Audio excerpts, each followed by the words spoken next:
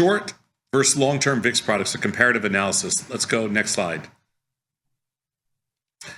With the popularization of shorter-term trading, zero DTEs, weeklies, we are curious if shorter-term volatility products, this person asked this just in confirm and send, like the VIX 1-day and the VIX 9-day, provide any advantages over the standard 30-day VIX.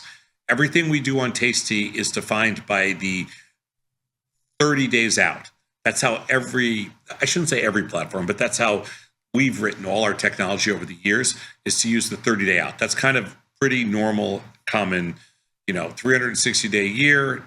Nobody uses just trading days. 360-day year, 30 days out for volatility. Yep. To figure out expected move. Mm-hmm. So to evaluate this, we compare the CBOE's volatility indices across different timeframes, 1, 9, 30, 3-month, and 6-month, to see if there's any meaningful differences. Let's go to the next slide. So the shorter-term VIX tend to have a wider range because they're more sensitive to market movements. That's why you see some of these really huge spikes in the 1-day and the 9-day, as opposed to the VIX itself, because obviously the shorter term, there's going to be more, immediate next day uncertainty. So that's kind of a pretty clear picture of that. Next slide.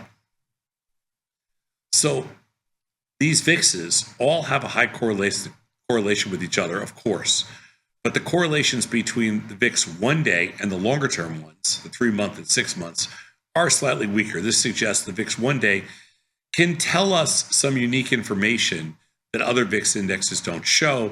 We do track the VIX 1-day, but just kind of for fun more than anything else. The correlation of the VIX 1-day, to some of the other VIX indices is pretty low. It could be 0.52, to the regular VIX. Mm-hmm. So 0.54 to the 3-month, 0.54 to the 6-month. That's pretty low. Everything else is really highly correlated. I love these correlation graphs. I know you do. They tell us a lot. Let's go next slide. It's a great visual. So the IVHV, which is the implied versus the realized, which is what may happen or that what did happen, is how you describe that, decreases as the duration of the VIX gets longer. This means short-term VIXs are more likely to mirror realized volatilities in shorter duration trades. Of course, because everything's going to be more accurate in the shorter time frame. So you can see right here, we kind of the 9-day versus the VIX versus the 3-month versus the 6-month. And the correlation, obviously goes down the longer you go out in time. Sure. It has to. Sure. But there's less edge, just so we're clear, in the shorter term. That's why the overstatement's actually less. Let's go next slide, because it could be priced better. So IV tends to be affected by investor sentiment, which could explain why short-term VIXs are more mirroring realized volatilities. Shorter duration VIX indexes are another tool you can add for your zero DT and short weekly option trades. Despite this, the amount they overstate is consistent no matter the time period, meaning selling options overall still presents strategic opportunity, regardless of the time frame. Next slide.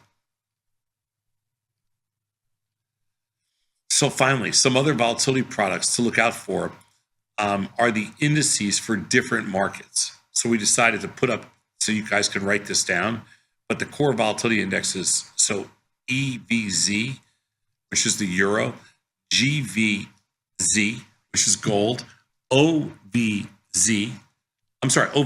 which is crude oil, VXN, which is the NASDAQ, FVX, which is the Treasury. I didn't even know that. I didn't know that one either. And the 20-year Treasury is VXTLT. I did not know that either. You write these down? Sure. We need these. Actually, you know what, John?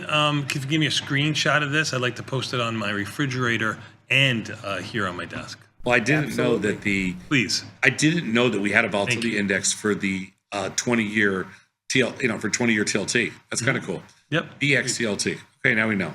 The other ones I knew. Let's go next slide.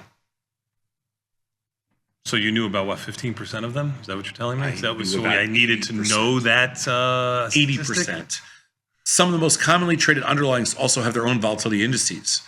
Using these along with the regular VIX can give you more information when placing a trade. So I didn't know about all these. I knew Apple had VXAPL. I knew Amazon had VXAZN. Google VXGOG, and IBM VXIBM. I did not know there was an emerging markets VXEEM, or the EFA, which is the European index VXEFA, or lastly VXEWZ. These are not tradable, but they're just they're indicators that show you how, what the volatility is of these different ETFs and stocks. Apple, Amazon, Google, IBM are all stocks. Let's go to the last slide.